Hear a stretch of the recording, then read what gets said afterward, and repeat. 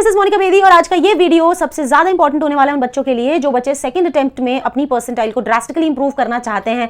Chemistry अगर one of the reason है जिसकी वजह से अगर आपकी परसेंटाइल में कुछ थोड़ी बहुत कमी रह गई है तो ये वीडियो बेटा एंड तक देखना, ये वीडियो आपके लिए बहुत ज्यादा काम का साबित होने वाला है, क्योंकि इस वीडियो में मैं उन सब टॉपिक्स को लेकर आई हूं, एक चेकलिस्ट लेके आई हूं जो आपको बहुत अच्छे से करने हैं और मैं फुली कॉन्फिडेंट हूं अगर आप इन टॉपिक्स को अच्छे से कर लोगे तो आपकी परसेंटाइल में बहुत ज्यादा इंप्रूवमेंट आएगा। इसलिए ये टॉपिक्स छोड़कर मत जाना। देखिए कौन कौन से टॉपिक्स हैं जो आपको बकायदा अपने कमरे में लगा लेने हैं और जैसे जैसे आप इन टॉपिक्स को करते जाओ, इन पे प्रैक्टिस करते जाओ, तो आप इन पे टिक मार्क लगाते जाना। आप विश्वास कीजिए आपकी परसेंटाइल में बहुत इंप्रूवमेंट आएगा। आप इन टॉपिक्स को करके मॉक टेस्ट देके देख लो, उसमें भी आपके अंदर बहुत इंप्रूवमेंट आएगा। ठीक है, तो चलिए सबसे पहला टॉपिक है सॉल्ट एनालिसिस। बेटा ये जो प्रैक्टिकल केमिस्ट्री होती है उसमें पर्टिकुलरली कुछ टेस्ट है जिनके मैंने एग्जांपल्स दे रखे हैं, जैसे कि chromyl chloride test, DMG test या सल्फाइड आयन टेस्ट। इनको आपको खास तौर पर फोकस करना है। उसके बाद है KNO4 और K2Cr2O7 जो डी ब्लॉक के अंदर होते हैं, उसमें ये किस किस को ऑक्सीडाइज करता है और जिनको ऑक्सीडाइज कर आपको एनसीईआरटी में मिल जाएगा किस में ऑक्सीडाइज कर रहा है, साथ ही क्या प्रोडक्ट्स बन रहे हैं। तो ये आपको ध्यान रखना है कि K2Cr2O7 और KNO4 किनको किस में कर रहा है, एन फैक्टर क्या है,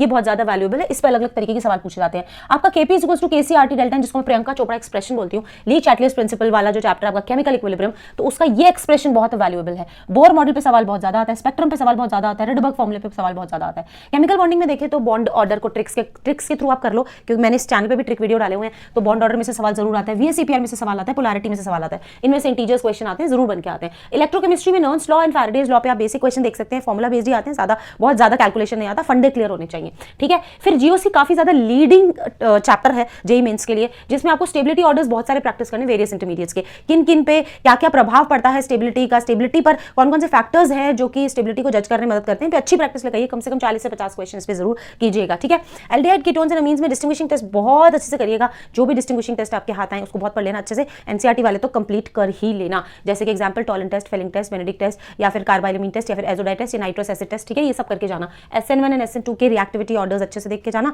बेसिक फंडामेंटल्स हैं, कोई दिक्कत नहीं। अगर आपको फंडे आते हैं आप आराम से रिएक्टिविटी ऑर्डर्स लगा सकते हैं। इंडस्ट्रियल कैटलिस्ट के लिए आपके पास टाइम है अभी तो 1 महीना, आप गूगल से भी एक लिस्ट बना लो कि कौन कौन से कैटलिस्ट किस किस प्रोसेसेस में, इंडस्ट्रियल प्रोसेसेस में काम में आते हैं, इसमें से भी सवाल बनते हैं।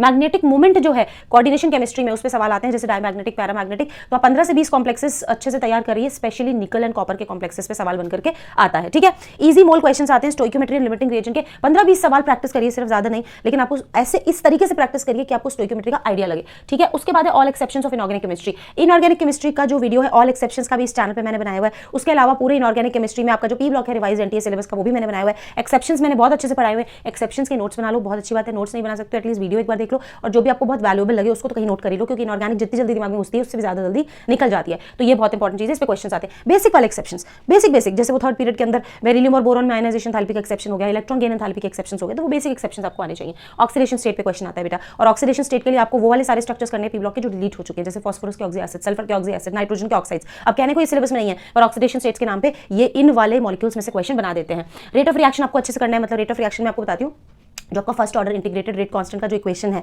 वो करना है, K = वाला, मतलब K की जो वैल्यू निकालते हैं जीरो ऑर्डर में R0 - R/T, और फिर फर्स्ट ऑर्डर का जो पूरा एक्सप्रेशन आता है वो आपको करना है। एक्टिवेशन एनर्जी का फॉर्मूला करना है, half life very important. Pressure based question पे स्पेशली आजकल ज्यादा प्रेशर पे क्वेश्चंस आते हैं, प्रेशर के जो फर्स्ट ऑर्डर वाले होते हैं ना भाई, आपका जो ये K = 2.303/T log Pi/Pi-6, उस फॉर्मूले पे बेस्ड क्वेश्चन आते हैं, सिंपल, बहुत टफ नहीं। ठीक है, फिर बायोमोलिक्यूल्स में वो कौन से फोर्सेस है जो 1 degree, 2 degree and 3 degree protein structure को स्टेबलाइज करते हैं, वो आपको इंडिविजुअली याद रखने हैं। हाइड्रोलिसिस प्रोडक्ट्स जो है वो sucrose, maltose, lactose, starch, cellulose and glycogen के आपको याद रखने हैं। इन पे कुछ ट्रिक्स हैं, मैंने बना भी दी है, मैं और भी बना दूंगी जो कि इस चैनल पे ले आऊंगी। एंड बायोपॉलीमर्स मतलब जैसे स्टार्च हो गया, सेलुलोज हो गया, ग्लाइकोजन हो गया, इनके मोनोमर्स कौन होते हैं, जैसे स्टार्च हो गया उसका अल्फा डी ग्लूकोज होता है, उस तरीके से। ठीक है, ग्लूकोज की सारी रिएक्शंस आप अच्छे से कर लें भाई, HI के साथ प्रोलॉन्ग हीटिंग पे क्या होता है, या फिर नॉर्मल रिडक्शन से क्या होता है, weak reducing, mild reducing agent से क्या होता है, माइल्ड ऑक्सीडाइजिंग से क्या होता है, स्ट्रॉन्ग ऑक्सीडाइजिंग से क्या होता है, HCN से क्या होता है। तो ग्लूकोज की सारी रिएक्शंस एनसीईआरटी में से पढ़ लें। प्रोटीन की डीनेचुरेशन के बारे में पूरा आर्टिकल पढ़ लें कि प्रोटीन की डीनेचुरेशन कैसे कैसे हो सकती है। Easy formula put questions of thermodynamics and electrochemistry. Electrochemistry का जिक्र मैं पहले भी कर चुकी हूं, थर्मोडायनामिक्स में भी आप फर्स्ट लॉ अच्छे से करें, एंट्रोपी बेस्ड क्वेश्चंस अच्छे से कर लें। तो इजी फॉर्मूला पुट, जिसमें वो डेल्टा U = Q + W का एप्लीकेशन आपको आना चाहिए, उस पर आप 10-12 क्वेश्चन में प्रैक्टिस करेंगे, आप मॉक टेस्ट में अपने आप सुधार पाएंगे। ठीक है, फास्फोरस के ऑक्सी एसिड, सल्फर के ऑक्सी एसिड्स में ऑक्सीडेशन स्टेट के लिहाज से बोल रही हूं, इंपॉर्टेंट है, इनको जरूर से देख लेना, अलग से पॉइंटर डाल दिया है। लेंथेनॉइड्स की कॉन्फिगरेशन सारी आपको करनी है, कोई भी नहीं छोड़नी।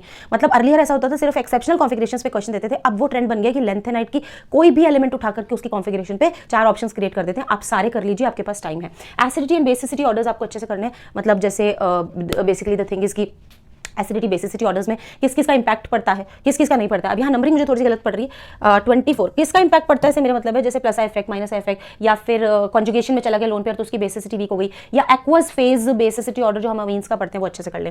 फिर रिमर-तिमर रिएक्शन, नेम रिएक्शंस में रिमर-तिमर बहुत इंपॉर्टेंट है, कोल्बे बहुत इंपॉर्टेंट है, विलियमसन बहुत इंपॉर्टेंट है, ठीक है, हेल्वोलार्ड जेलेंस्की बहुत इंपॉर्टेंट है, ठीक है, एल्डोल बहुत इंपॉर्टेंट है, कैनिजेरो बहुत इंपॉर्टेंट है, स्टीफन रोजनमंड, वुल्फ केशनर, क्लेमेंसन, ये सारी इंपॉर्टेंट नेम रिएक्शंस हैं जो आपको सारी बहुत अच्छे से करनी है। काफी ज्यादा चांस होता है कि नेम रिएक्शन पे यदि क्वेश्चन बन रहा है तो इन्हीं रिएक्शंस पे बनेगा, ठीक है। 25th टॉपिक है आपका lowest and highest freezing points and boiling points, non ideal solutions and went of factor. Solution chapter में आप वेंट ऑफ फैक्टर के कुछ सवाल प्रैक्टिस करिए, ठीक है।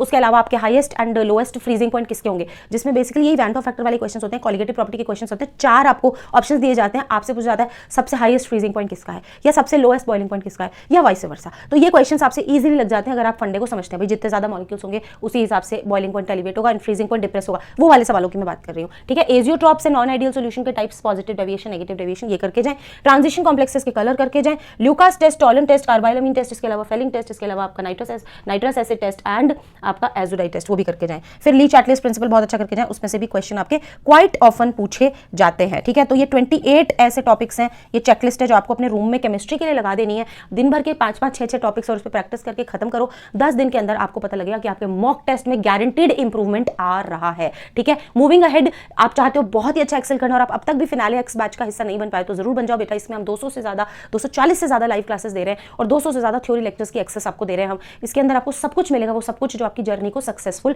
बना सकता है। पूरे कंप्लीट नोट्स, कंप्लीट डीपीपीज, एफपीपीज, एक्सपीपीज, ढेर सारी प्रैक्टिस, डेली की 6 घंटे की क्लासेस होती है। टीचर्स बहुत कुछ बताते हैं, अमेजिंग ट्रिक्स बताते हैं। I think you should be the part of this batch, जिसमें फिनाले मेंस के लिए क्लासेस हैं, एक्सट्रीम जो है वो आपकी एडवांस के लिए क्लासेस हैं। साथ ही साथ 2025 एस्पिरेंट्स के लिए विश्वास बैच ऑलरेडी हमारा चालू हो चुका है, जिसके अंदर हम सारी चीजें कवर कर रहे हैं। टेस्ट सीरीज कवर हो रही है। हाँ, टेस्ट सीरीज का मैं आपको ये भी बता दूं कि फिनाले एक्स बैच में आपको जेएमपीपी 2 का भी एक्सेस मिल रहा है। जो हमारे जेएमपीपी, जो अगली जेएमपीपी स्टार्ट हो रही है जिसमें से मेजॉरिटी क्वेश्चन पेपर बन के आता है, उसका एक्सेस भी आपको मिल जाता है। जेईई 2025 में आपको विश्वास बैच के अंदर अगर आप अभी से ज्वाइन करें तो आपको बहुत बेनिफिट होगा, क्योंकि अभी 11th पूरा आपका स्ट्रेंथन किया जा रहा है। फिर 12th पे हम काम करेंगे। तो लाइव क्लासेस में हम आपकी 11th के सारे इंपॉर्टेंट कॉन्सेप्ट्स, एंड आप जिस पे कमेंट करें कि वो खराब है, हमको अच्छा नहीं पढ़ाया गया, हम सब बहुत कुछ अच्छे से इसके अंदर पढ़ा रहे हैं। तो आप जरूर इसको ज्वाइन कीजिए। एंड मैं ये बोलूंगी कि सेशन को लाइक एंड शेयर जरूर करना, एंड चैनल को सब्सक्राइब नहीं किया तो जरूर करना। इस वाले वीडियो को फैला दो, क्योंकि इस वाली वीडियो की जरूरत बहुत सबको है। एंड आप अपने लिए भी सेव करके रख लो। एनी टाइम आप इस चेकलिस्ट को रेफर करके ये देख सकते हैं कि आपके कौन से टॉपिक्स अभी भी अधूरे हैं। प्लीज बेटा एटलीस्ट इन सब टॉपिक्स को बहुत अच्छे से करके जाना, प्रैक्टिस अच्छी करके जाना, ड्रास्टिक इंप्रूवमेंट आप नोटिस करेंगे। Love you all.